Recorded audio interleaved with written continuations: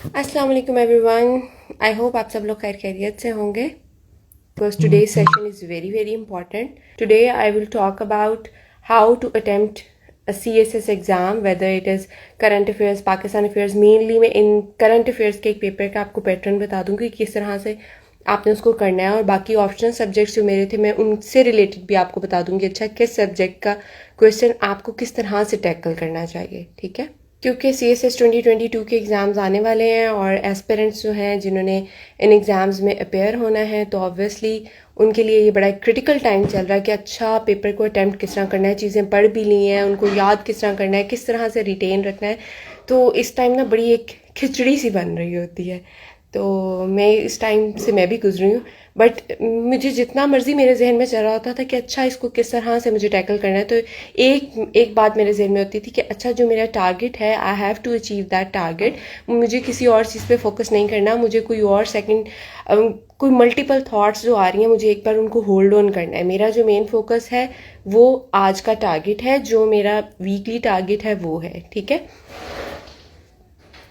बहुत टफ लगता है रिटेन करना। तो रिटेन आपको लॉन्ग टर्म मेमोरी में रिटेन करने के लिए, ये तो हमारी साइंस भी कहती है कि आपको उसको बार बार पढ़ना होता है। So there are 100 participants there, और हम इसको स्टार्ट करते हैं कि अच्छा जो आज का जो सेशन है ये मैंने सिर्फ और सिर्फ रखा है कि how to attempt CSS paper. ठीक है, वो कोई भी पेपर हो सकता है, आप मुझसे अटेम्प्टिंग टेक्निक के हवाले से कोई भी क्वेश्चन कर सकते हैं। ठीक है, और बाकी करंट अफेयर्स का CSS 2020 का जो पेपर है उसके मैं तमाम क्वेश्चन जो हैं सिर्फ आपको बता दूंगी कि किस तरह से करने। ऑब्वियसली हर क्वेश्चन की डिटेल जो है वो इस सेशन में मुमकिन नहीं है। वो स्पेसिफिकली एक कोई क्वेश्चन लेके मैं आपको पूरा अटेम्प्ट करना बताऊं, वो एक अलग बात है। अभी क्योंकि मेरे सारे नोट्स, मेरे जो मैंने क्वेश्चंस अटेम्प्ट किए हुए थे वो सारे लाहौर हैं, और currently I am in my home town, और यहाँ पे मैं कुछ भी साथ नहीं लेके आई हुई, और नेक्स्ट पूरा वीक मैं काफ़ी बिजी होंगी। तो इसलिए मैंने आज ये सेशन रखा है कि अच्छा चलें जितना मैक्सिमम हो सकता है मैं आप लोगों को आज बता दूँ। ठीक है, सो लेट्स स्टार्ट कि अच्छा हमने किस तरह से पेपर को अटेम्प्ट करना है। ठीक है, पहले मैं सारी चीज़ें बता दूं, फिर उसके बाद मैं टाइम दूंगी आपको। किसी का कोई क्वेश्चन है तो वो मुझसे पूछ लें, और जिस टाइम में मैं ये सब कुछ बताऊंगी उस टाइम में आपका कोई क्वेश्चन नहीं देख रही, तो काइंडली मैं एंड में टाइम दूंगी कि अपना आप किसी को कोई क्वेश्चन पूछना है तो पूछे, तो फिर आप पूछिएगा मुझसे। नहीं तो आप मैं ये सेशन अपलोड कर दूंगी, आप कमेंट सेक्शन में पूछ लीजिएगा, वरना किसी ने इनबॉक्स करके पूछना हो कोई क्वेश्चन तो वो भी पूछ सकते हैं। ठीक है, अच्छा तो हम बात करते हैं कि सबसे पहले पेपर को अटेम्प्ट किस तरह से करना है। CSS का पेपर अटेम्प्ट करना और बाकी जो आपने हमेशा अपनी लाइफ में एग्ज़ाम्स दिए हैं वो थोड़ा डिफरेंट है। पहले आपका एक रट्टा सीन होता था, अच्छा मैट्रिक FSC में एक प्रॉपर आपको पैटर्न बता दिया, अच्छा इस तरह से कर लो, इस तरह से अटेम्प्ट कर लो, इसमें इतना लिखना है, इतना लिखना है।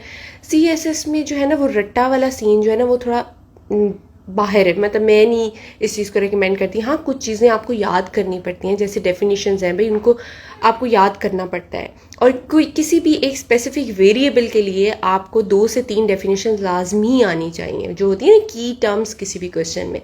तो वो बेसिकली एक वेरिएबल होता है आपके उस क्वेश्चन का, तो उसकी 2 से 3 डेफिनेशन आपको लाजमी आनी चाहिए, तो वो याद करने से ही आएंगी। ऑब्वियसली आपको 100% तो नहीं याद देती, लेकिन मैक्सिमम आप कोशिश किया करें कि जो वर्ड्स उस डेफिनेशन में यूज़ किए गए हैं वही आप वर्ड्स यूज़ करें। हम अटेम्प्टिंग टेक्निक की तरफ आते हैं, तो एक चीज़ बहुत ज़्यादा इंपॉर्टेंट है जो CSS के तमाम पेपर्स में इंपॉर्टेंट है, वेदर इट इज़ एसे और कोई भी सब्जेक्ट है। ठीक है, सिर्फ प्रेसी के पेपर को निकाल दें, तो हर किसी में जो एक सबसे ज़्यादा इंपॉर्टेंट चीज़ है जो आपको पास फेल करवाने में जिसका बहुत बड़ा रोल है, दैट इज़ इंट्रोडक्शन। इंट्रोडक्शन वो एसे का इंट्रोडक्शन है, वो आप कोई भी पेपर अटेम्प्ट करें किसी भी क्वेश्चन का इंट्रोडक्शन है, that is very very important. तो इस बात को बहुत ध्यान से सुने, जो चीज़ मैं इंपॉर्टेंट कह रही हूँ तो उसका मतलब है कि वो वाकई CSS के पेपर पॉइंट ऑफ व्यू के से बहुत ज़्यादा इंपॉर्टेंट है। और एक एग्जामिनर को नहीं पता कि आपने कितनी बुक्स पढ़ी हैं, उसको नहीं पता कि आपका कितना नॉलेज है, उसको नहीं पता आपकी डिग्री क्या है, उसके पास जो आपका फर्स्ट इंप्रेशन जाएगा that would be your introduction. तो आपने अपने इंट्रोडक्शन को इतना इफेक्टिव बनाना है, इतना इफेक्टिव बनाना है कि वो आपका इंट्रोडक्शन पढ़ के समझ जाए कि अच्छा इस स्टूडेंट को नो हाउ है, इस स्टूडेंट को क्वेश्चन जो दिया गया है उसको उसकी समझ आ गई है, और उसने उसके अकॉर्डिंग उसको अटेम्प्ट किया। आप क्वेश्चन में क्या बताने जा रहे हैं, that is important in introduction. अब इंट्रोडक्शन मैंने अक्सर मैं पेपर चेक करती हूँ तो बहुत ही इररिलेवेंट बातें लिखी होती हैं। आपका इंट्रोडक्शन ठीक नहीं होगा, एग्जामिनर आगे आपका पेपर पढ़ने की जहमत भी नहीं करेगा, ये मैं आपको सही बताऊँ। आपका मेन फोकस इंट्रोडक्शन पर जितना आप लोग अभी मेहनत कर सकते हैं, आप पूरे पूरे क्वेश्चन मत अटेम्प्ट करें, लेकिन आप इंट्रोडक्शन की प्रैक्टिस करें, ऐसे की इंट्रोडक्शन की प्रैक्टिस करें। फिर आप में से अक्सर मुझसे कुछ लोग पूछते हैं कि क्या हम हर सब्जेक्ट के क्वेश्चन अटेम्प्ट करें, बहुत टाइम लगता है, ये तो ज़रूरत नहीं है। आप इंग्लिश ऐसे और करंट अफेयर्स, इन दो सब्जेक्ट्स के भी क्वेश्चंस आप अटेम्प्ट करते रहते हैं, तो इसका मतलब है कि आप अपने CSS का बहुत सारा पोर्शन जो है वो कवर कर रहे हैं। ठीक है, क्योंकि इंग्लिश ऐसे में भी आप करंट अफेयर्स के टॉपिक भी कवर कर रहे होते हो, आप पाकिस्तान अफेयर्स के भी टॉपिक कवर कर रहे होते हो, आप IR के भी टॉपिक्स कवर कर रहे होते हो, क्योंकि 10 एसेज आएंगे और 10 एसेज आपके ऑप्शनल सब्जेक्ट्स में से ही होता है कोई ना कोई एरिया। जेंडर स्टडीज़ का एरिया होता है, IR का एरिया होता है, पाकिस्तान अफेयर्स से रिलेटेड होता है, तो ये डिफरेंट चीज़ें होती हैं। ठीक है, फिर आपके जब मैं इंट्रोडक्शन को मैं बहुत ज़्यादा आपको भी कहूँगी उसको बहुत ज़्यादा इंपॉर्टेंस दें, क्योंकि एग्जामिनर के हाथ में आपका पेपर जाएगा तो सबसे पहले किसी भी क्वेश्चन का आपने 7 में से 4 क्वेश्चन अटेम्प्ट करने हैं, तो हर क्वेश्चन का इंट्रोडक्शन इंपॉर्टेंट है। ये नहीं कि सिर्फ पहले क्वेश्चन का आपने कर लिया तो बाकी क्वेश्चन का आपने नहीं करना। इंट्रोडक्शन में मैं बार बार कहूँगी, हर वो चीज़ आपने लिखनी है जो आप आगे क्वेश्चन में बताने जा रहे हो, आपके आंसर में जो आप एलेबोरेट करने जा रहे हो वो आपके इंट्रोडक्शन में पता होना चाहिए, आपके आंसर की हाईलाइट्स होनी चाहिए। सिमिलर इज़ द केस जो ऐसे में आप करते हैं कि ऐसे में आउटलाइन लिखने के बाद जब आप इंट्रोडक्शन लिखते हैं ऐसे का, उसको आप मैक्सिमम टाइम दें, क्योंकि एग्जामिनर को वहीं से पता चलेगा कि आप ऐसे में क्या लिखने जा रहे हैं। और आपका इंट्रोडक्शन कोई इतनी मुश्किल चीज़ नहीं है, आपके इंट्रोडक्शन में जो आपने आउटलाइन लिखी है ऐसे की, उसकी हाईलाइट्स ज़रूर होनी चाहिए। ठीक है, फिर इसी तरह आप किसी भी सब्जेक्ट का, करंट अफेयर्स है, पाकिस्तान अफेयर्स है, आपके कोई ऑप्शनल सब्जेक्ट्स हैं, तो उनका इंट्रोडक्शन आपने बहुत ध्यान से लिखना है। आप अपने इंट्रोडक्शन को कोई अच्छी कोटेशन, रेलिवेंट कोटेशन जो है, ये नहीं कि कोई भी रैंडम कोटेशन उठा के आपने लिख दी है, कोई भी रेलिवेंट कोटेशन अगर आपके उस क्वेश्चन के साथ है तो उससे स्टार्ट करें। उसको आप 2 कलर के पेन यूज़ कर सकते हैं, blue pen and black pen. ठीक है, मेरा जो पैटर्न था वो क्या था कि मैं क्वेश्चन नंबर लिखती थी, सेंटर में क्वेश्चन नंबर लिख दिया, क्वेश्चन नंबर 1, पूरा क्वेश्चन लिखने की ज़रूरत नहीं होती। फिर उसके बाद आप क्या लिखें, आंसर, और आपने अब कोटेशन से जैसे मैंने स्टार्ट करना है तो मैं ब्लैक जेल पेन यूज़ करती थी, उस जेल पेन से मैं कोटेशन लिखती थी ब्लैक जेल पेन से।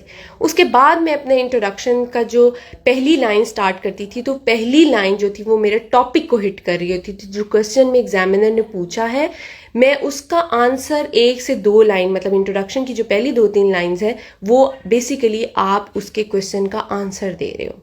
ठीक है, उसके बाद आपने क्या क्वेश्चन में एलेबोरेट करने जा रहे हो, ये भी मैं सिर्फ इंट्रोडक्शन बता रही हूँ।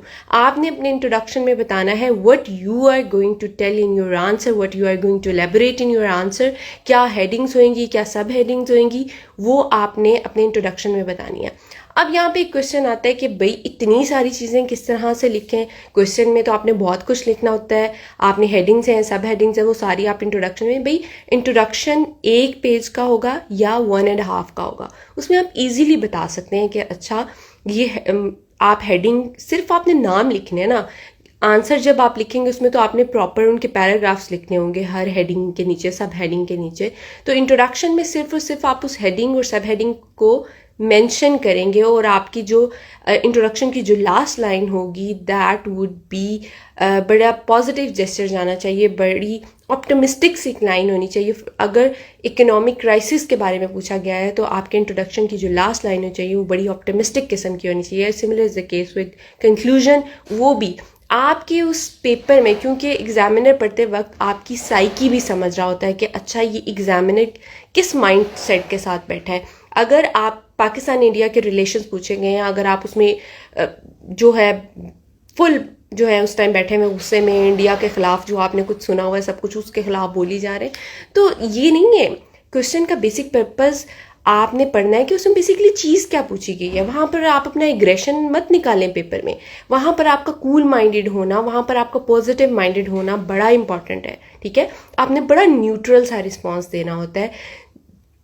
कोई चीज़ अगर आपको हार्श किस्म की आप लिखना भी चाह रहे हैं तो उसको भी इतने न्यूट्रल वे में लिखें कि एग्जामिनर आपकी सोच को पकड़ ना सके कि अच्छा ये बड़ा एक न्यूट्रल माइंडेड इंसान है, बड़ा पॉजिटिव माइंडेड, बड़ी एक अपॉर्चुनिस्टिक इसकी सोच है, बड़ी ऑप्टिमिस्टिक सोच है इसकी, और ये बड़े पॉजिटिव सोल्यूशंस दिए जा रहे हैं, बड़े जो हैं वो रैशनल प्रैक्टिकल सोल्यूशंस हैं, ठीक है ना। वो आपने कोई रैशनैलिटी वाली बात नहीं करनी, कोई एग्रेसिव बात नहीं करनी, अपने पेपर में टोन जो है ना वो भी बड़ी पॉजिटिव रखनी होती है, ठीक है। ये चीज़ें बड़ी इंपॉर्टेंट है। ये हर चीज़ नहीं कि आपने कोई चीज़ रट ली है तो वो एज इट इज़ आपने उठा के लिख दिया। अच्छा, अगर आपको ठीक है इजराइल के साथ पाकिस्तान के रिलेशंस ठीक नहीं है तो आपके जहन में ये हो कि भाई आप बड़े वो हमें नहीं उनके खिलाफ उनके बारे में कोई अच्छी बात लिखनी पेपर में, तो इस माइंडसेट के साथ आपने नहीं बैठना। आपने पेपर अटेम्प्ट करना है, प्रैक्टिकल होकर वहाँ पर आपने सोचना है, बहुत आपने एक प्रैक्टिकल सोल्यूशन देना है, रैशनल सोल्यूशन देना है, ठीक है ना। जैसे अब क्वेश्चन पूछा जाता था कि अच्छा इजराइल को रिकग्नाइज पाकिस्तान को करना चाहिए या नहीं करना चाहिए, तो यहाँ पर कुछ लोग जो हैं वो बड़े एक्सट्रीमिस्ट हो जाते हैं कि अच्छा नहीं रिकग्नाइज, आपका सीधा नो में आंसर होता है। आपके वो नो कहने का भी एक अंदाज होता है। आप पहले अपना एक आर्गुमेंट रखें वहाँ पर, ठीक है। आपके दोनों प्रोस एंड कॉन्स आपको पता होने चाहिए, बड़े आपने आर्गुमेंटेटिव वे में बताना है, और वहीं पे आपको नो कहने की ज़रूरत नहीं महसूस होनी चाहिए। वो चीज़ समझ आ जाए कि अच्छा why yes and why no दोनों के आर्गुमेंट्स होने चाहिए कि क्यों हमें उनके साथ ताल्लुकात रख सकते हैं और किस तरह से नहीं रख सकते। आपने जो है ना प्रॉपर नेगेटिविटी अपने पेपर में नहीं लेके आनी। मैं फिर से कह रही हूँ कि एग्जामिनर आपका माइंडसेट भी चेक कर रहा होता है। अगेन मैं इंट्रोडक्शन के हवाले से थोड़ा सा रिपीट कर दूं कि इंट्रोडक्शन का स्टार्ट आप एक कोटेशन से लें, ठीक है। कोटेशन के बाद आपने क्या करना है, एक जो क्वेश्चन स्पेसिफिकली पूछा गया उसका टू द पॉइंट दो तीन लाइंस में आंसर दें। उसके बाद आपके आंसर के अंदर जो सब हेडिंग्स और सब हेडिंग्स आनी है उसकी हाइलाइट्स दें अपने आंसर में, और जो लास्ट लाइन होनी चाहिए वो आपकी रिकमेंडेशंस की लाइन होनी चाहिए, बड़ी ऑप्टिमिस्टिक सी लाइन होनी चाहिए। तो that is your introduction. Basically आप एग्जामिनर को बताना चाह रहे हैं कि अच्छा देखो, जब आप खुद चाह रहे होते हो किसी को इंट्रोड्यूस करवा रहे हो तो आप कहते हो कि आप अपना बेस्ट शो करवाओ, आप अपना इंट्रोडक्शन इस तरह से करवाओ कि आप अगले इंसान को वो याद रहे और वो बड़ा इंप्रेस हो जाए आपके उस इंट्रोडक्शन से, ठीक है। तो एग्जामिनर ने भी उस टाइम क्या करना होता है, वो आपका इंट्रोडक्शन देख के ही उसको पता चलेगा कि आपको चीज़ आती है या नहीं आती। मैं फिर कहूँगी ये मत सोचें कि मैंने कोई हज़ारों किताबें पढ़ी हुई हैं, लाखों किताबें पढ़ी हुई हैं, मैंने तो फ़लाँ अकेडमी से भी पढ़ लिया, मैंने इतनी टेस्ट सीरीज़ दे दी। अच्छा ये चीज़ें नहीं, किसी एग्जामिनर को नहीं पता।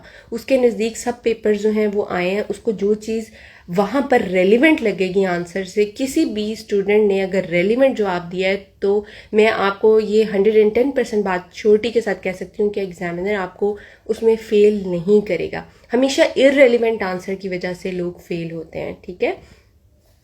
तो मैं करंट अफेयर्स का जो CSS 2020 का पेपर अगर मैं बताऊं तो क्योंकि 2020 का मैंने अटेम्प्ट किया था और उसमें क्या था कि मुझे बड़ा मुश्किल हो गया था कि अच्छा मैं 7 क्वेश्चन में से कौन सा जो है वो अटेम्प्ट करूं, कौन सा ना करूं, क्योंकि अल्हम्दुलिल्लाह मुझे 7 के 7 क्वेश्चन आते थे और मुझे सीरियसली ये कन्फ्यूजन हो रही थी कि अच्छा इनमें से कौन से 4 सेलेक्ट करूं, कौन से ऐसे होंगे जो मैं बेस्ट लिखूं और मुझे ना एग्जामिनर बहुत अच्छे मार्क्स दे। तो मैंने तो 3-4 मिनट तो इस चीज़ के लिए थे कि अच्छा मुझे ना ऐसे क्वेश्चन अटेम्प्ट करने हैं इनमें से 4 जो मैं बेस्ट से बेस्ट वहाँ पर लिख सकूँ, ठीक है। आपको बेशक सब बातें स्टिल आपको बहुत एहतियात से जो है वो सिलेक्ट करना है, ये भी चीज़ बड़ी इंपॉर्टेंट है, ठीक है। अब हम आ जाते हैं, जैसे क्वेश्चन पूछा गया है what impact global climate change will have on water resources of Pakistan, how will it affect inter-provincial harmony? अब इस क्वेश्चन को पहले ध्यान से आप देखें, अंडरलाइन करें, आप क्वेश्चन पेपर पे अंडरलाइन करें जो इंपॉर्टेंट चीज़ें हैं। अब आप ये देखें इस क्वेश्चन में मेनली इसके 2 पार्ट्स हैं। अब वो 2 पार्ट्स को अगर आप देखें तो आपने उनको बड़े ही अच्छे तरीके से, बड़े ही आपने बैलेंस्ड तरीके से बेसिकली उस क्वेश्चन को अटेम्प्ट करना है। अब उसका एक फर्स्ट हाफ है और एक सेकंड हाफ है। अब 20 मार्क्स का क्वेश्चन है तो ये एक कॉमन सेंस की बात है कि 10 मार्क्स जो है वो आपके फर्स्ट हाफ के होंगे और 10 मार्क्स जो है वो सेकंड हाफ के।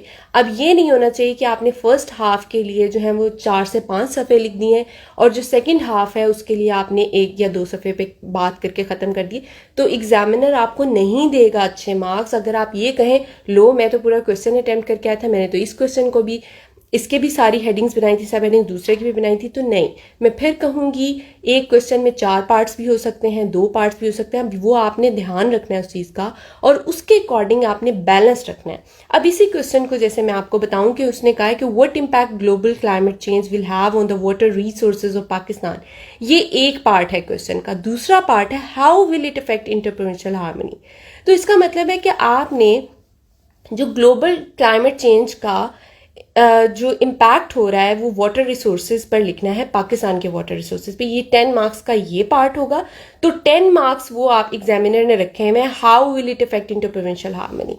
अब यहाँ पर मिस्टेक जो है वो एस्पिरेंट्स क्या करते हैं, क्यों उनके मार्क्स कम आएंगे। अब मैं इसमें अगर मैं फॉर एग्जांपल पेपर चेक करूं तो मेरा क्या होगा कि अगर कोई इंडिविजुअल जो ग्लोबल क्लाइमेट चेंज का इम्पैक्ट लिखे पाकिस्तान के वाटर रिसोर्सेज पे और उसके 5 पेजेस पे वो हेडिंग्स बनाए, सब हेडिंग्स बनाए, बड़ा जबरदस्त उसने किया, और एंड में जाके वो how will it affect into provincial harmony उसको सिर्फ वो बुलेट पॉइंट्स में लिख दे, ठीक है, 5-6 बुलेट पॉइंट्स, तो मैं उसको 10 में से कभी भी 12 भी मार्क्स नहीं दूंगी। वहां पर मेरा फिर मार्किंग का क्राइटेरिया क्या होगा, मैं उसको 7 मार्क्स, इतने मार्क्स दे दूंगी अगर उसने बहुत अच्छे पहले पार्ट के पॉइंट्स देखे। तो ये चीज आपने बैलेंस रखनी है कि पहला आपका जो 10 मार्क्स का है, अगर आप 8 पेजेस का आंसर लिखने जा रहे हैं तो आप ये देखिए 1 या 1.5 पेज का तो आपका इंट्रोडक्शन हो जाता है। उसके बाद नेक्स्ट आपका जो होना चाहिए, उसके बाद आप लिखें डिफाइनिंग की टर्म्स की हेडिंग दें। पहली आपकी हेडिंग होनी चाहिए इंट्रोडक्शन, सेकेंड हेडिंग होनी चाहिए आपकी डिफाइनिंग की टर्म्स।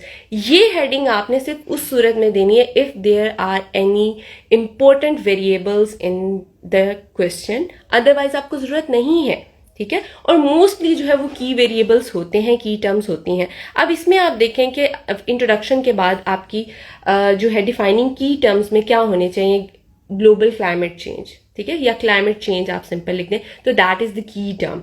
उसके बाद आपकी इंटर प्रोविंशियल हार्मनी जो है दैट इज, उसको लिखना जरूरी नहीं है, सिर्फ क्लाइमेट चेंज भी लिख दें आप, डेफिनेशन में बहुत है।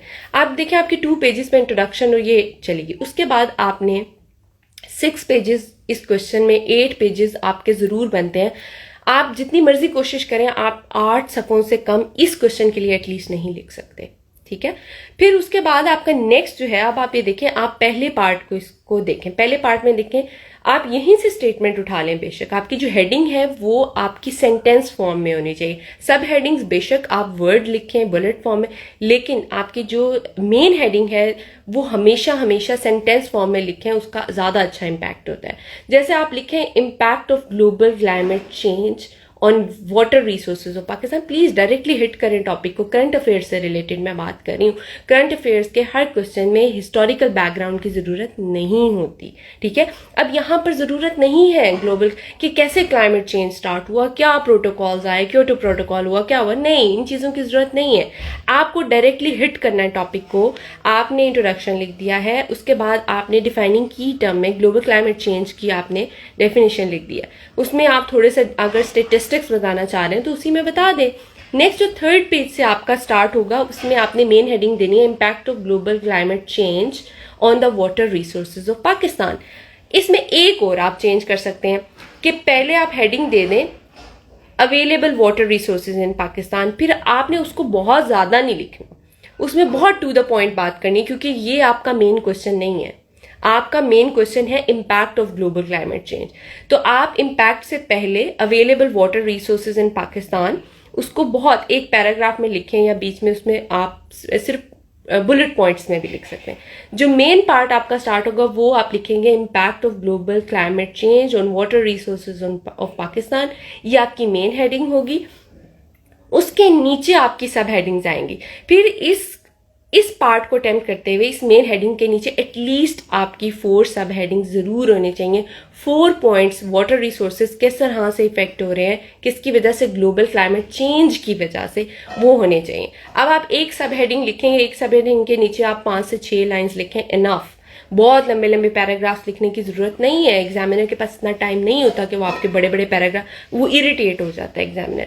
आप उसके लिए आसानी पैदा करें अपने पेपर में कि उसको फौरन से चीज़ नज़र आए कि अच्छा इसने इस चीज़ को लिखा है जो क्वेश्चन में पूछी गई है। अब देखिए एग्जामिनर को आपकी जो है क्लैरिटी नज़र आ गई कि अच्छा इस एस्पिरेंट के जहन में एक क्लैरिटी है कि देखें उसने इंट्रोडक्शन इतना लिखा है, उसमें हर चीज़ मेंशन कर दी है, वो वहीं से जज कर लेगा अच्छा मुझे इसको कितने मार्क्स देने।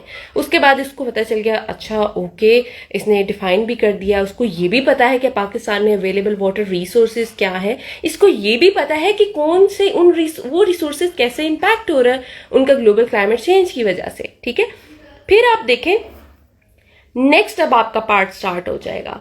ये आपका 10 मार्क्स का आपने कर लिया। अब नेक्स्ट पार्ट आपका स्टार्ट हो जाता है how will it effect inter provincial harmony. अब इंटर प्रोविंशियल हार्मनी के आपको पता होना चाहिए कि पाकिस्तान में वाटर रिसोर्सेज की डिस्ट्रीब्यूशन की वजह से ऑलरेडी जो है वो इंटर प्रोविंशियल डिसहार्मनी है। ठीक है ना, तो अगर आपको ये पॉइंट आपके जहन में है तो आप फौरन से आपके माइंड में क्लिक हो जाएगा अच्छा किस तरह से हमने देखा कि ग्लोबल जो क्लाइमेट चेंज है उसका इम्पैक्ट कैसे वाटर रिसोर्सेज पे होगा। तो फिर आप पहले एक थोड़ी सी तमहीद माने कि किस तरह से अवेलेबल वाटर रिसोर्सेज की वजह से जो मुल्क में है वो इंटर प्रोविंशियल डिसहार्मनी है, तो वो किस तरह से इम्पैक्ट करेगी। अब इम्पैक्ट में आपने ये देखना है किस तरह से इफेक्ट करेगी। अब इफेक्ट में दोनों चीजें आ सकती हैं, पॉजिटिव भी नेगेटिव भी। अगर आप सिर्फ नेगेटिव इफेक्ट लिखेंगे तो वो भी एक अच्छा जेस्चर नहीं जाएगा, आपने पॉजिटिव एंड नेगेटिव दोनों इफेक्ट्स लिखने हैं। ठीक है, फिर आपने ये हेडिंग हो गई, क्या लिखेंगे, effect on inter provincial harmony in Pakistan. ठीक है, उसके नीचे आपने फिर 4 सब हेडिंग्स इसके नीचे भी देनी है। देन आपका क्रिटिकल एनालिसिस आएगा। क्रिटिकल एनालिसिस में आप किस तरह से कहेंगे कि आप पाकिस्तान के आपको स्टैट्स पता होने चाहिए, पाकिस्तान में कहाँ कहाँ वाटर रिसोर्सेज हैं वो किस तरह डिप्लीट कर रहे हैं उनको किस, ये सारा आपने जो है वो फिर बताना होगा। और उसके बाद आपका कंक्लूजन में भी क्या आपने समराइज करना है अपने पूरा जो क्वेश्चन में आप लिख कर आए हैं। ठीक है, और उसमें भी अगर आपको कोई रेलिवेंट कोटेशन आती है तो ज़रूर रखें, वरना ज़रूरी नहीं है। ठीक है, वाटर रिसोर्सेज के हवाले से वैसे बहुत सारी कोटेशंस हैं और वो वैसे ही आपके फिंगर टिप्स में होने चाहिए क्योंकि ऐसे भी आ सकता है। So that was one of the questions of CSS 2020 exam. Next question की तरफ आते हैं। आई होप कि ये क्लियर हो गया होगा आपको। ठीक है, नेक्स्ट क्वेश्चन आपका आ जाता है, आई एम सॉरी इतना बोल रही हूँ मैं, है ना, बहुत बोलती हूँ। चलें थोड़ा how can we cover single topic from all dimensions. अच्छा, इस पर भी बात करेंगे, पहले देखें। बड़ा अच्छा क्वेश्चन है नेक्स्ट जो है, that is why was Pakistan placed on the grey list of FATF, that is financial action task force, and what are the implications and what measures should Pakistan take to move out of this list। अब इसको जरा ध्यान से आपने ये question सुना है, मैं रिपीट करती हूँ। Why was Pakistan placed on grey list of FATF, what are the implications and what measures should be taken to move out of the list। अब आप देखें कि सबसे पहले आपको पता होना चाहिए कि इस क्वेश्चन में कितने पार्ट हैं। पहला पार्ट है कि जी आपको ये पता होना चाहिए कि grey basically financial action task force है क्या, उसमें ग्रे लिस्ट का मतलब क्या होता है। ये होगा तो आप क्वेश्चन अटेम्प्ट कर सकेंगे, अदरवाइज नहीं। और इसी में मैं आपको बताती हूँ कि किस तरह से आप मल्टीपल डायमेंशन से किसी भी टॉपिक को प्रिपेयर कर सकते हैं। ठीक है, अच्छा अब देखें इसके डिफरेंट पार्ट्स हैं, इसमें 2 पार्ट्स नहीं है। जैसे पिछले क्वेश्चन में मैंने देखा कि 2 पार्ट्स हैं तो आपने उसको 10 मार्क्स के अकॉर्डिंग डिवाइड करके उस तरह से अटेम्प्ट करना है। इस क्वेश्चन में अगर आप देखें तो अब इसमें पहला part, why was Pakistan placed on the grey list of FATF, one part। the second one is what are the implications, ये second part है। और फिर है तीसरा part, that is what measures should be taken to move out of this list। तो इसका मतलब है इस क्वेश्चन के 3 parts हैं, तो 3 parts का मतलब है कि आपने उन 20 मार्क्स को इस तरह से इस क्वेश्चन को अटेम्प्ट करना है कि वो हर जो 3 पार्ट्स हैं वो उन 20 मार्क्स के को अगर हम डिवाइड करें तो वो उसको जस्टिफाई कर पाए। ठीक है, फॉर एग्जांपल अब आपने व्हाई वाज पाकिस्तान, सबसे पहले आपने इसका इंट्रोडक्शन लिखना है। इंट्रोडक्शन उसी तरीके से लिखना है कि आपने बताना है कि सबसे पहले आप बता सकते हैं कि फाइनेंशियल एक्शन टास्क फोर्स है क्या, उसमें ग्रे लिस्ट क्या, okay when Pakistan was first placed in the grey list, उसके बाद सेकंड कब हुआ और कितने पॉइंट एजेंडा जो है वो दिया गया और कितना पाकिस्तान ने कवर किया और अब कहाँ पाकिस्तान की क्या पोजीशन है। फिर आप उसको बताएं कि what are the implications. Implication में सिर्फ वो आपने हेडिंग्स और सब हेडिंग्स के पॉइंट्स लिखने हैं जो आप आंसर में, बेसिकली आपने अपने आंसर्स की हाईलाइट्स देनी है अपने इंट्रोडक्शन में। फिर what measures should be taken. अब आप देखें यहाँ पे एग्जामिनर को नजर आ गया आपने इंट्रोडक्शन में सारी अपने आंसर की बात कर दी है, तो वो इतनी डिटेल में आपके आंसर को नहीं पढ़ेगा, वो उसको देख के खुश हो जाएगा कि अच्छा इतना जबरदस्त इंट्रोडक्शन लिखा है। अब आप देखें कि अब 3 पार्ट्स बताए हैं मैंने इस क्वेश्चन के। पहला आप ये देखें, फिर आपने डिफाइनिंग की टर्म्स अगर आप करना चाहते हैं तो वो आप ग्रे लिस्ट को आप डिफाइन कर सकते हैं इसको, और इस क्वेश्चन में डिफाइनिंग की टर्म्स नहीं भी करेंगे तो इससे कोई फर्क नहीं पड़ेगा, ठीक है ना, क्योंकि ऑलरेडी वो बहुत लंबा क्वेश्चन हो जाएगा। फिर आपने इंट्रोडक्शन के बाद डायरेक्टली हिट करना है टॉपिक को, या इसमें अब मैंने आपको बताया था कि कुछ क्वेश्चंस होते हैं जहां पर रिक्वायर्ड होता है कि आपने हिस्टोरिकल बैकग्राउंड देना है, कई जगह पे नहीं। अब इस फाइनेंशियल एक्शन टास्क फोर्स में आप हिस्टोरिकल बैकग्राउंड दें, इंट्रोडक्शन के बाद जरूर दें इसमें, ठीक है, लेकिन वो पाकिस्तान से रेलिवेंट होना चाहिए। ये नहीं कि उसमें वर्ल्ड वाइड आप बातें करना शुरू कर दें।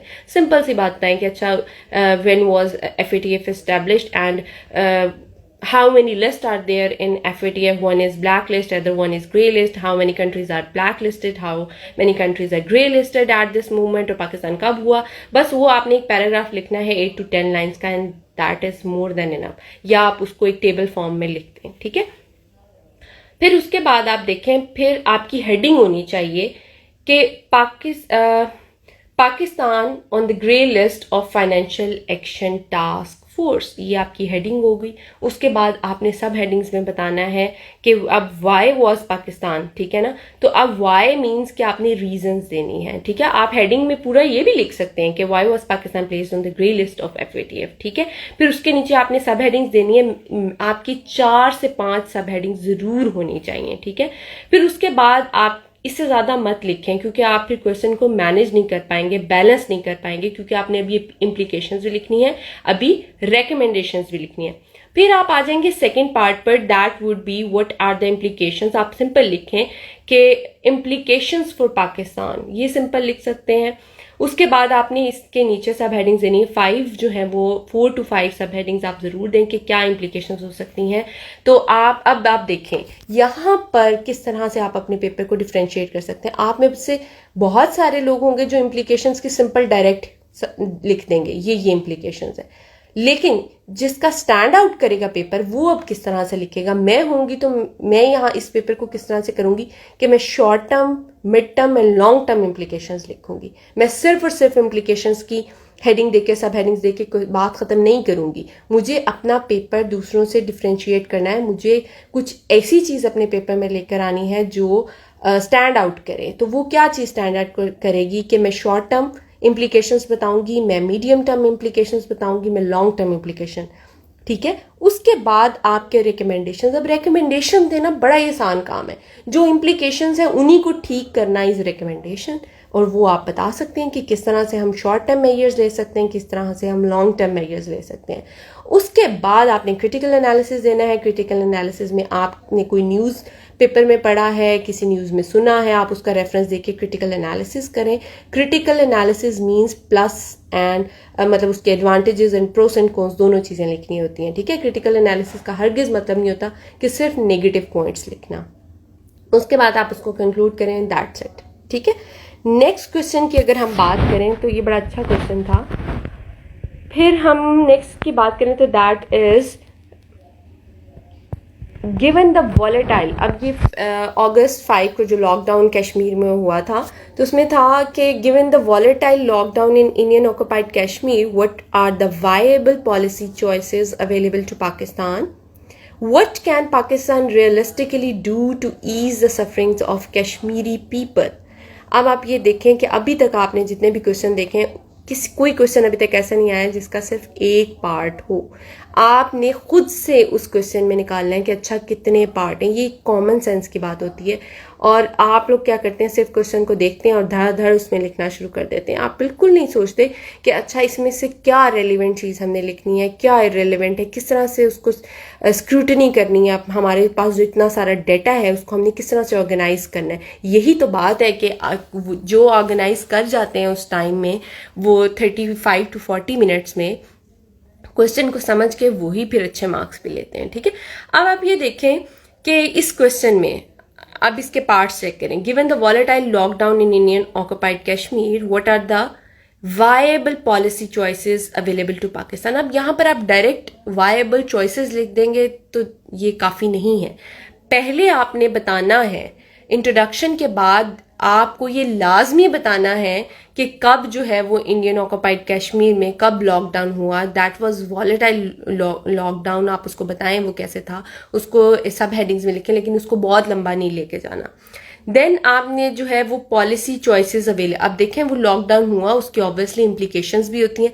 फिर आप बताएं कि क्या जो है वो policy choices available policy choices for Pakistan. अब एग्जामिनर को पता है कि आपने पहला पार्ट भी उसका टच कर दिया, उसी में सेकंड पार्ट भी टच किया। अच्छा, थर्ड पार्ट पे आ जाते हैं, what can Pakistan realistically do to ease the sufferings of Kashmiri people. Basically यहाँ पर आप रिकमेंडेशंस देने जा रहे हैं, और वो रिकमेंडेशन बड़ी ही रैशनल रिकमेंडेशंस होनी चाहिए, यूनाइटेड नेशन रेजोल्यूशन के अकॉर्डिंग होनी चाहिए। कोई भी आप डिफरेंट ऑर्गेनाइजेशंस का उसमें रोल लिख सकते हैं, और बड़ा ही प्रैक्टिकल मेजर्स आपने बताने हैं उसमें। ठीक है ना, कोई ऐसी चीज़ नहीं होनी चाहिए कि जिसमें ये कश्मीरी पीपल सफ़र करें या बिल्कुल ही इंडिया के अगेंस्ट हो। आपकी जो है वो बहुत ही प्रैक्टिकल मेजर्स होने चाहिए।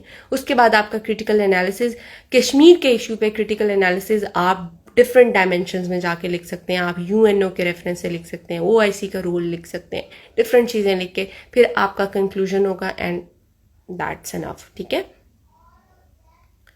वाई करंट अफेयर्स का पेपर है, वाई करंट अफेयर्स का पेपर है। एक तो एतराज़ बहुत करते हैं आप लोग हर चीज़ पे। अच्छा, वाई या ये, सॉरी शायद मुझे आपकी बात समझ नहीं आई है। अच्छा, उसके बाद हम बात करते हैं what can Pakistan realistic do to ease the suffering. अच्छा, नेक्स्ट आपको अभी तक मैंने 3 क्वेश्चंस का बता दिया कि किस तरह से करना है। देन है discuss the strategic contours of Indo US evolving partnership and how will it impact Pak US and Pak China relations. ठीक है, बड़ा ही खूबसूरत क्वेश्चन है ये। मैंने देखते ही मैंने सोच लिया था मैंने ये क्वेश्चन ज़रूर अटेम्प्ट करना है। ठीक है, क्योंकि मैंने इसकी बहुत प्रैक्टिस की हुई थी।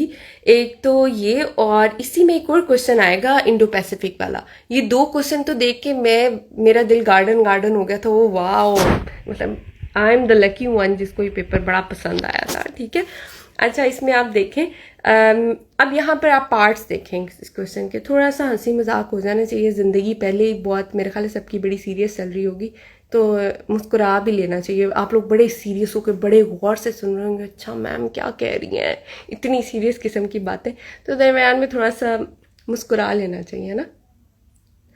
चलें जी, हम बात करते हैं जी strategic contours of Indo-US evolving partnership and how will it impact US and Pakistan।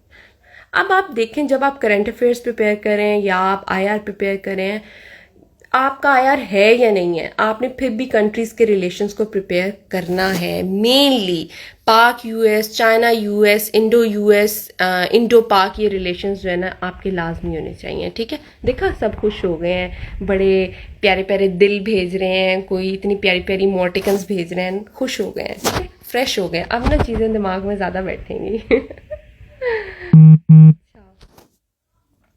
Okay, हम बात करें strategic contours of Indo US. अब आप ये देखें, जो जिन्होंने आईआर का सब्जेक्ट रखा है उनको ये बहुत अच्छे से क्वेश्चन समझ आएगा। Okay, what are the strategic contours of Indo US evolving partnership. They are not talking about कि अच्छा simple partnership, they are talking about evolving partnership. इसका मतलब है कि आपको करंट जितना भी जो भी इंडिया और यूएस के दरमियान हुआ है लास्ट 1 ईयर में, वो आपको पता होने चाहिए कि किस तरह से उनके रिलेशंस इवॉल्व कर रहे हैं। ठीक है, स्ट्रेटेजिक एंड कूल CS पे, थैंक यू सो मच।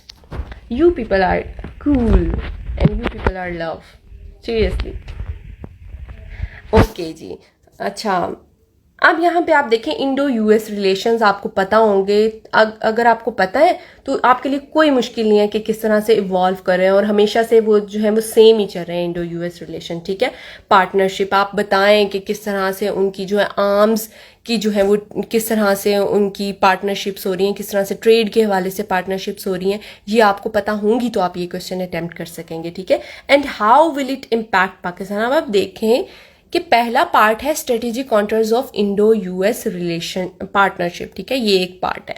उसके बाद how will it impact Pak US, एक पार्ट, देन पाक चाइना रिलेशन। अब देखें इस क्वेश्चन के भी 3 पार्ट्स हैं, 20 नंबर का सवाल है, तो 20 नंबरों को आपने इन 3 पार्ट्स पर डिवाइड करके लिखना है। ये नहीं होना चाहिए कि पहला एक पार्ट ज़्यादा आपने लंबा लिख दिया, बाकी 2 को आपने सर से उतारा है, ठीक है। ऐसा नहीं होना चाहिए। हर पार्ट को बहुत ध्यान से उसके मार्क्स के अकॉर्डिंग आपने डिवाइड करना है, राइट।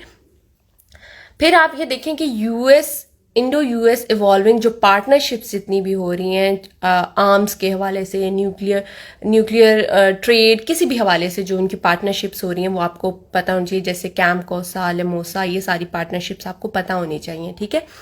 फिर उसके बाद and how will it impact, अब आपको पता होना चाहिए कि इम्पैक्ट पाक यूएस के रिलेशंस किस तरह से इम्पैक्ट होंगे। और ये बड़ी सिंपल सी बात है कि इंडो यूएस रिलेशन अगर इवॉल्व कर रहे हैं तो हमेशा उसका जो है वो नेगेटिव इम्पैक्ट ही होगा पाकिस्तान पर, एंड पाक चाइना रिलेशन, और ऑन द अदर हैंड पाक चाइना रिलेशन स्ट्रेंथन होंगे, राइट। तो फिर उसके बाद आप इसका क्रिटिकल एनालिसिस करें, डिफरेंट एनालिस्ट के, बीबीसी के अकॉर्डिंग बताएं, अल जजीरा के अकॉर्डिंग बताएं, आप डिफरेंट, अगर आप डिफरेंट न्यूज़पेपर्स पढ़ रहे हैं तो आप उसका रेफरेंस दें, वो आपका क्रिटिकल एनालिसिस होगा। Conclusion is simply the summary of your answer, right. Then हम नेक्स्ट क्वेश्चन की तरफ आते हैं, जो कि that is one of my favourite question. Strategic competition in Indo-Pacific region is increasingly becoming intense. Define the interest and role of United States, China, India, Japan and Australia in the geopolitics of Indo-Pacific region. इससे related मैंने article आपके साथ एक share किया हुआ है। मेरी आप प्रोफाइल में, इंस्टाग्राम प्रोफाइल में आप हाइलाइट्स में जाएं, और आई गेस सो हाइलाइट्स में है, अगर नहीं है तो मैं शेयर कर दूंगी। उसमें इंडियन ओशन की मैंने स्ट्रेटेजी की इंपॉर्टेंस बहुत ज़बरदस्त लिखी हुई है, वो ज़रूर पढ़ें, वो आपको CSS में ज़रूर काम आती है, ठीक है। तो इसमें आप देखें, अब इसके पार्ट्स में आपको सबसे पहले बताती हूँ कि इसके कौन कौन से पार्ट्स हैं इस क्वेश्चन में। पहली बात कि इन स्ट्रेटेजिक, अब यहाँ पर इंट्रोडक्शन के बाद आपने की टर्म्स को ज़रूर डिफाइन करना है। अब strategic competition is the key term, ठीक है, कि कैसे आपको पता होना चाहिए कि स्ट्रेटेजिक कंपटीशन होता क्या है, ठीक है ना। उसके बाद ये है कि Indo Pacific region is increasingly becoming intense, इसमें सिर्फ आपकी यही मेन स्ट्रेटेजिक कंपटीशन ही जो है वो की टर्म है, that is one of the variables. फिर उसके बाद आप देखें पहला पार्ट जो है उन्होंने सिर्फ और सिर्फ स्ट्रेटेजिक कंपटीशन की बात की है इंडो पैसिफिक में। इस क्वेश्चन में maps are very important. Maps नहीं बनाएंगे तो वो उस तरह से इफेक्टिव नहीं होएगा आपका क्वेश्चन जितना मैप्स बना के आप बताएंगे। आपको पता होना चाहिए इंडो पैसिफिक की बात हो रही है, ठीक है, मींस इंडियन ओशन भी है इसमें, पैसिफिक भी ओशन है, तो दोनों में उसके आसपास कौन कौन से कंट्रीज हैं, इंडियन ओशन के आसपास कौन से हैं, कौन सी स्ट्रेट्स गुजरती हैं, कहाँ कहाँ से ट्रेड होती है, पता होना चाहिए। पैसिफिक ओशन से कौन सी स्ट्रेट्स होती हैं, जैसे आप ये देखें कि मलाका स्ट्रेट बड़ी ज़्यादा इंपॉर्टेंट है, फिर आपको पता होना चाहिए वहाँ पे साउथ चाइना सी है, वहाँ उसके पास कौन कौन से कंट्री हैं, कौन कौन से कॉन्टिनेंट्स उसके साथ आते हैं, ऑस्ट्रेलिया है, एशिया है, ये सारा आपको पता होना चाहिए। आपका मैप जो है ना फ़ौरन से आपके जहन में आ जाए और वही मैप आपने वहाँ पे ड्रॉ करना है, और यही चीज़ें आपने क्वेश्चन में फिर एक्सप्लेन करनी है। जो चीज़ आप एक्सप्लेन कर रहे होंगे, जिस कंट्री के हवाले से एक्सप्लेन कर रहे होंगे, उसका आप मैप जो है वहाँ पर बना दें तो वाह वाह क्या ही बात है, बड़ा अच्छा क्वेश्चन हो जाएगा, ठीक है। अच्छा, इसमें अब आप देखें कि पहला पार्ट मैंने आपको बताया कि strategic competition in Indo Pacific, ठीक है। अब इसमें आपने की जो मेन हेडिंग आ गई strategic competition in Indo Pacific, इसमें आप सब हेडिंग्स आपकी 2 आएंगी, एक strategic competition in Indian ocean, and the other one would be strategic competition in Pacific ocean. फिर उनके अंदर भी सब हेडिंग्स आएंगी, ठीक है। जब पहला आप strategic competition in Indian ocean लिखेंगे तो उसमें किन किन का कंपटीशन है कंट्रीज का वो आप लिखेंगे, वो आपकी फर्दर सब हेडिंग्स होंगी। फिर जो दूसरी सब हेडिंग है strategic competition in Pacific ocean, उसमें फर्द और ज्यादा सब हेडिंग्स आएंगी, ठीक है। वो लिखें कि कौन कौन सी कंट्रीज हैं। फिर define the interest and role of, अब इंटरेस्ट की बात की है, उसके अलावा उनका रोल क्या है, दो चीजें हैं, ठीक है। Of US, United states, China, ये दो तो बहुत ही ज्यादा इंपॉर्टेंट है, ठीक है। उसके बाद India, Japan, Australia and in the Jio politics of Indo Pacific, ठीक है। जो मैंने डिफाइनिंग की टर्म्स की बात की, वहां स्ट्रेटेजिक कंपटीशन के साथ साथ आप जियो पॉलिटिक्स को भी डिफाइन करें तो वो भी बड़ा अच्छा इम्पैक्ट जाएगा। फिर आपने बताना है interest and roles of United States, एक हेडिंग। उसके बाद अगली हेडिंग होगी चाइना, फिर इंडिया, फिर जापान। अब आप यहाँ पे देखें जो स्ट्रेटेजिक इंटरेस्ट और रोल यूएस का है वही उसके किसका होगा, इंडिया का भी वही होगा, जापान का भी ऑलमोस्ट होगा और ऑस्ट्रेलिया का भी।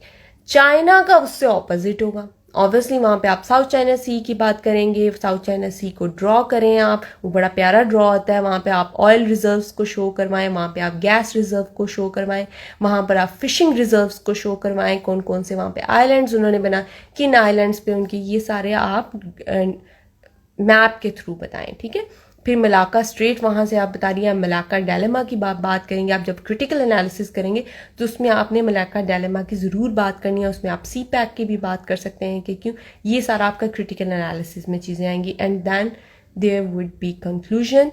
आपने या इसमें इंडियन ओशन का भी आपने मैप बनाना है, फिर आपने पैसिफिक का भी बताना है, साउथ चाइना सी का अलग से बनाएंगे। इसमें आपके 4 मैप्स बन जाएंगे आराम से, ठीक है।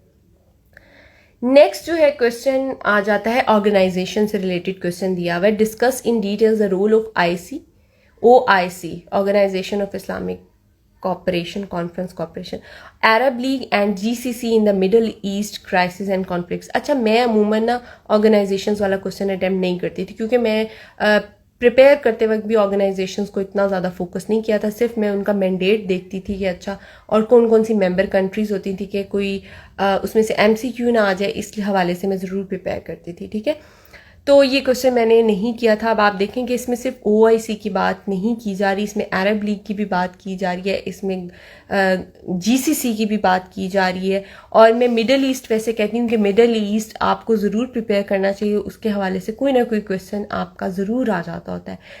IR है, करंट अफेयर्स है, इसमें ज़रूर आ जाता है। तो मिडल ईस्ट के जितने भी क्राइसिस हैं वो आपको पता होना चाहिए। सीरियन क्राइसिस क्या था सारा।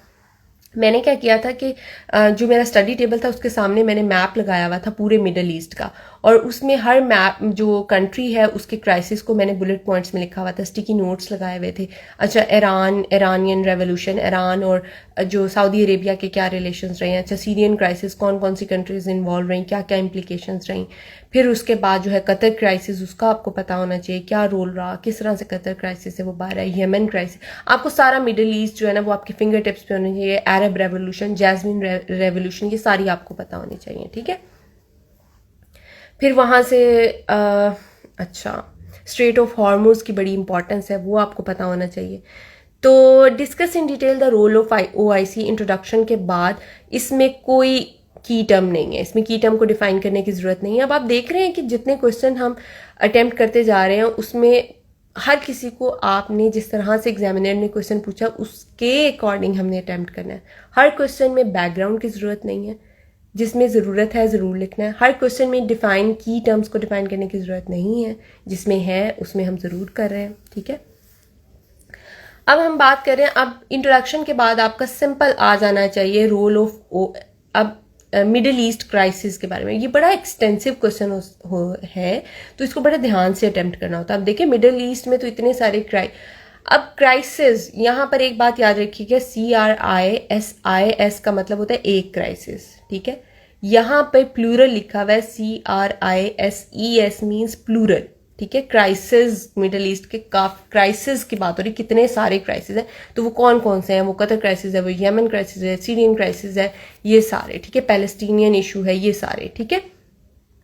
तो इनमें अब आपने पहले OIC का रोल लिखना है, पहले आप कॉन्फ्लिक्ट्स को बताएंगे। अब इसमें डायरेक्ट रोल नहीं बताएंगे, सबसे पहले आपके क्वेश्चन डिमांड कर रहा है कि आपको मिडल ईस्ट के क्राइसिस पता होने चाहिए कि मेनली कौन कौन से। फिर हर क्राइसिस में हर ऑर्गेनाइजेशन का, OIC का, अरब लीग का, GCC का क्या रोल है। तो ये क्वेश्चन अच्छा अटेम्प्ट हो सकता है, लेकिन इसको हैंडल करना इतना ज़्यादा आसान नहीं है क्योंकि बहुत बहुत एक्सटेंसिव की क्वेश्चन है। तो इसमें भी आपको मैप ज़रूर आना चाहिए, कहाँ पर कौन सा कंट्री है, ईरान के साथ क्या क्या है। अच्छा, ईरान के साथ इराक है, किस तरह से सीरिया है, सऊदी अरेबिया के साथ कहाँ पे यमन आता है, जिबूटी, ये एंड ऑल दैट आपको ये सारा पता होना चाहिए। ठीक है, ये आपने ड्रॉ भी करना होगा। फिर उसके बाद आपका इसमें लास्ट क्वेश्चन इस पेपर का आता है, that is in view of evolving global alignments and changing nature of major power relationships, what is the future of globalism and multilateralism, discuss with example। यहाँ पर की टर्म्स हैं इस क्वेश्चन में, और ये IR वालों के लिए बड़ा ही आइडियल क्वेश्चन है। देखें, अब इसमें इवॉल्विंग ग्लोबल अलाइनमेंट्स की बात हुई। अब देखें, ग्लोबलिज्म इज़ अ की टर्म, मल्टीलेटरलिज्म इज़ अ की टर्म, इनको ज़रूर डिफाइन करना है इंट्रोडक्शन के फ़ौरन बाद। ठीक है, फिर उसके बाद आप देखें कि आपने अब इसमें कौन कौन से पार्ट्स हैं। अब इस क्वेश्चन में पहली बात, evolving global alignments, number 1। Second is changing nature of major power relations, then future of globalism and multilateralism, discuss with example. तो इसका मतलब है कि आपने जो इवॉल्विंग ग्लोबल अलाइनमेंट्स हैं या जो मेजर पावर शिफ्ट्स आ रहे हैं, जो पावर रिलेशंस हैं, उनको आपने इन view of globalism, in view of multilateralism बताना है अलोंग विद एग्जांपल। ग्लोबलिज्म में भी आपने और मल्टीलेटरलिज्म में और फ्यूचर भी आपने बताना है कि फ्यूचर इम्प्लीकेशंस क्या हैं, किस तरह से पावर रिलेशनशिप चेंज होने की वजह से क्या वहाँ पर स्ट्रेटेजिक चेंज आ रहा है, क्या वहाँ पर पॉलिटिकल चेंज आ रहा है ऐसा, और किस तरह से जो है वो आपने फिर एग्जाम्पल, अब देखें उसने खुद लिख दिया एग्जामिनर ने, डिस्कस विद एग्जाम्पल। एग्जाम्पल आपके हर पॉइंट में नहीं होंगी तो उस क्वेश्चन में आपको अच्छे मार्क्स नहीं मिलेंगे। ठीक है, so that was the paper of CSS 2020 current affairs का पेपर है। मैं फिर से बता दूं, शायद कोई पूछ भी रहा था। तो ये था हमारा करंट अफेयर्स का पेपर। अब इसके बाद मैं आपको बताती हूँ पाकिस्तान अफेयर्स का पेपर। उसमें अगर कोई क्वेश्चन आता है तो उसको आपने किस तरह से अटेम्प्ट करना है।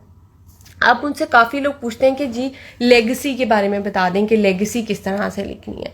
लेगेसी कोई इतनी मुश्किल चीज़ नहीं है। लेगेसी मीन कि समथिंग कि कोई भी इवेंट हुआ है, कोई भी एक बड़ी जैसे 3 जून प्लान हो गया, जैसे अलीगढ़ मूवमेंट हुई, अच्छा उसकी क्या लेगेसी हो जाएगी, वो क्या गिफ्ट दे के गई वो चीज़, वो मूवमेंट जो है उसकी क्या पॉजिटिव इम्प्लीकेशंस हुई, दैट इज़ बेसिकली लेगेसी। उसके बाद क्या पॉजिटिव रिफॉर्म्स आई, क्या हुआ, किस तरह से वो फर्दर जो है उसको इम्प्लीमेंट किया गया, तो वो क्या होती है, वो लेगेसी होती है। और पाकिस्तान अफेयर्स का पेपर करंट अफेयर्स के पेपर से किस तरह से डिफरेंट होगा, उसकी सबसे बड़ी बात ये कि पाकिस्तान अफेयर्स में आपको हिस्ट्री पता होना चाहिए।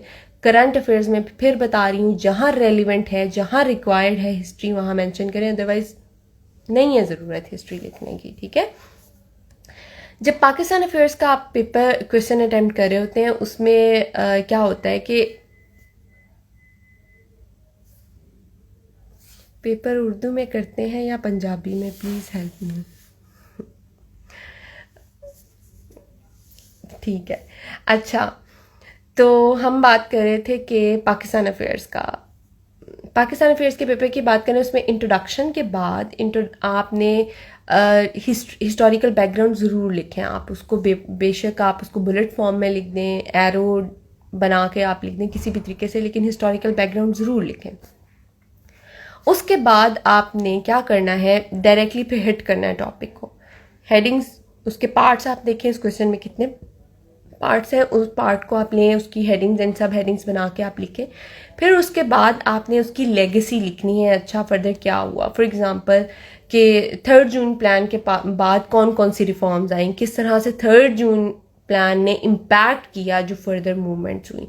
अच्छा, पार्टीशन जो प्लान हुआ उस पर, ये पार्टीशन प्लान था बेसिकली, या रेड क्लिफ अवार्ड के बाद उसकी क्या लेगेसी रही, या अलीगढ़ मूवमेंट की क्या लेगेसी रही। लेगेसी मीन्स मैं फिर बता रही हूँ कि बेसिकली उसकी क्या पॉजिटिव इम्प्लीकेशंस हुई, किस तरह से वो इम्प्लीमेंट हुई, क्या उसका फ़ायदा हुआ फ्यूचर में, वो आपने 2 से 3 चीज़ें बतानी है, बहुत लंबी चौड़ी आपको बताने की ज़रूरत नहीं है, ठीक है। Someone is saying, Ikra, love you ma'am, thank you so much for sharing, Jazakallah. Ma'am, please, as a whole general define critical analysis. Critical analysis is something कि आपसे जो चीज़ पूछी गई है उस पे आपने उसके पॉजिटिव्स एंड नेगेटिव्स दोनों बताने हैं, और वो किस तरह से एक एनालाइज करना है, एक ओपिनियन देनी होती है बेसिकली, ठीक है। अब वो ओपिनियन आपने किसी भी पेपर में अपनी ओपिनियन इस तरह से नहीं लिखना, according to my opinion, avoid this and, ये जो है ना अकॉर्डिंग टू माई ओपिनियन, ये आपने कभी भी पेपर में नहीं लिखना। बेशक अगर आपके जहन में ये चीज़ आ भी रही है कि अच्छा मुझे अपनी ओपिनियन लिखनी है, मेरे ना दिमाग में ये चीज़ आ गई है, मेरे लिखे बगैर मेरी जान को सुकून नहीं मिलना तो लिखें, तो वहां पर आप इसको किस तरह से टैकल करें, अकॉर्डिंग टू द एनालिस्ट, इस तरह करके, ठीक है ना। आप खुद ही एनालिस्ट हो गए, एग्जामिनर को क्या पता कौन एनालिस्ट आप है। हाशिम जी ज्वाइन करें।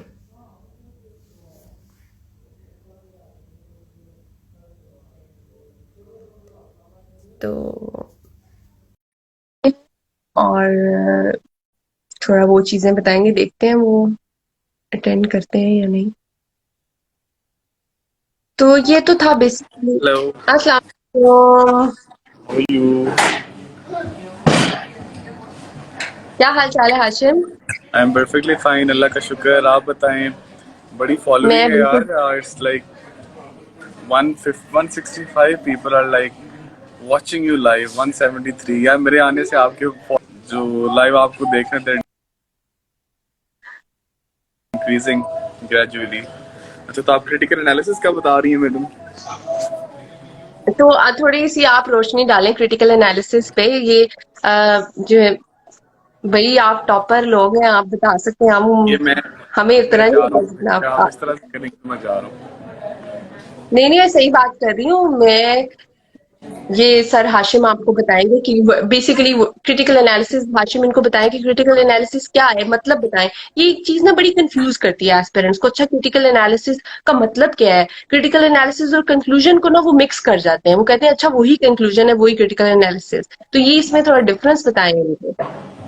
अच्छा, अकॉर्डिंग टू मी क्रिटिक जो आपका पूरा आंसर है वो आपका क्रिटिकल एनालिसिस ही होता है। तो कुछ लोग पूरा आंसर इतना अच्छे से लिखते हैं कि किसी सेपरेट क्रिटिकल एनालिसिस की जरूरत नहीं पड़ती।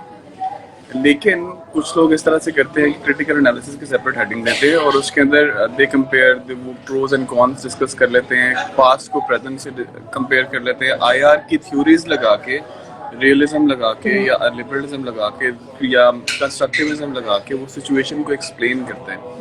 कॉस्ट बेनिफिट एनालिसिस कर लेते हैं, कुछ लोग स्वॉट एनालिसिस कर लेते हैं बेसिकली। या कोई अगर आपका डोमिनेंट पर्सपेक्टिव है जो सारी दुनिया एक चीज़ पे बिलीव कर रही है तो उसका ऑपोजिट व्यू देते हैं, उनको जस्टिफाई करने की कोशिश करते हैं कि किस तरह say that can be valid. तो क्वेश्चन पे डिपेंड करता है कि आप क्रिटिकल एनालिसिस किस तरह से देते हैं। ये मेरा हम्बल सा ओपिनियन है मैडम, आप तो गुरु हैं, आपको बेहतर पता होगा। मैं कहाँ से गुरु आ गई मैं तो जितना बता सकती हूँ उतना बता देती हूँ। मेरे बच्चों को सबको पता है कि जितना मुझे पता है उतना मैं बता देती हूँ, इसलिए मैं भी कोई एक्सपर्ट नहीं हूँ हर चीजों में, लेकिन बस जितना मुझे पता है उतना बता देती हूँ। क्या खाई जा रहे हो? Madam I am having steak. Allah, देखें जरा। हाँ, चलें। मैं यू लाहौर कैरी हूँ ऑन। नहीं क्या? मैंने कहा मैं लाहौर हूँ नहीं। हाँ, इसलिए ना, अगर आप लाहौर होती तो फिर आप कहता madam I let's have stay together. अच्छा, चलें। और चले किसी आपको ठीक है। हाँ, क्वेश्चन अगर किसी ने अगर साथ हाशिम साथ सर इसे से कोई हमें भी क्वेश्चन, खाना खिलाए। साथ पहुंच जाओ ये जहाँ पे बैठा हुआ है। साथ ही खुद की थोड़ी सी तबीयत अपसेट थी, अदरवाइज तो हम लोग हर हफ्ते कुछ ना कुछ करते रहते हैं। तो इंशाल्लाह साथ सून साथ किसने तबीयत अपसेट कर दी है? मस्कीटोज।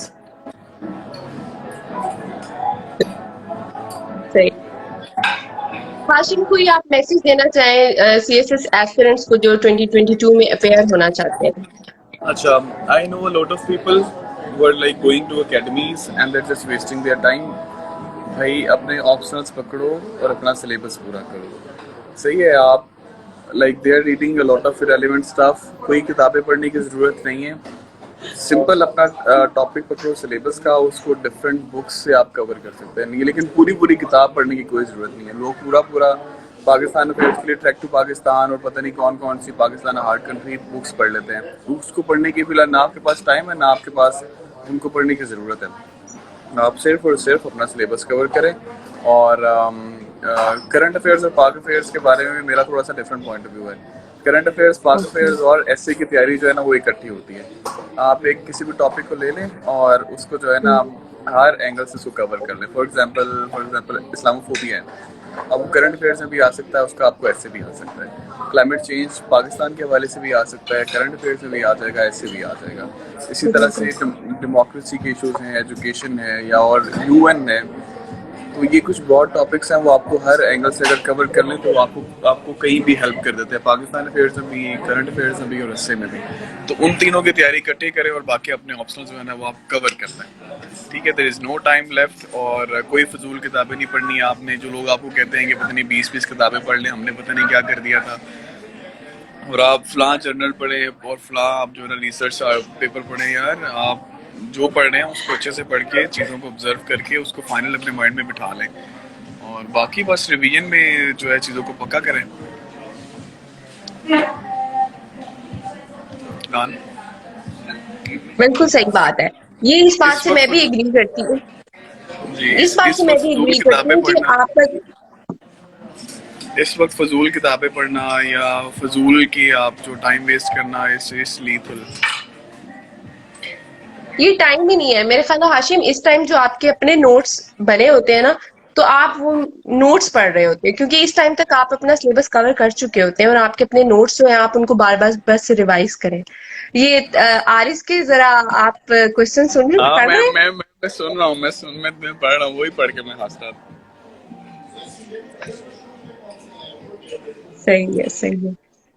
चलिए आप तो एंजॉय करें, हैं? ठीक है, यू कैरी ऑन ये विद। आरिस को जरा पर्सनल मैसेज में रिप्लाई करें। मैं इसको मैं करता हूँ। चले बाय, अल्लाह चलें, हाफिज, ठीक है। Thank you. Okay, take care, Allah हाफिज, बाय। अल्लाह हाफिज।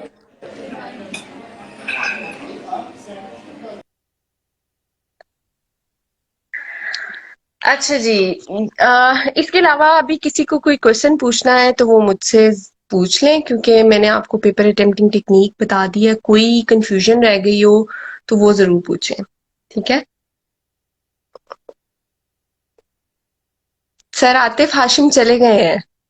अगर आप में से ये कोई भी इस टाइम मेरे साथ ज्वाइन करना चाहता है, सर आतिफ हो गए, आरिज हो गया, साद हो गया, कोई भी जो लोग देख रहे हैं, तो वो मुझे बताएं। मैं फिर आपको ना लेती हूँ। हो सकता है किसी को क्वेश्चन पूछना पड़ जाए। मुझसे ज्यादा इल्म वाले लोग यहाँ पर मौजूद हैं। हम बड़े सादा से लोग हैं, हमें इतना कुछ नहीं आता। इसी वीडियो से ठीक है जी, मैं इंशाल्लाह सेव कर दूंगी, don't worry. MCS current affairs का कोई टॉपिक सॉल्व मैंने समझाया है। मैं ये सेशन अपलोड हो जाएगा तो आप देख सुन लीजिएगा इसको, ठीक है? इंट्रो कैसे शुरू करें? इंट्रो का मैंने बताया नुमान, आप स्टार्ट में वीडियो को जरूर सुनिएगा।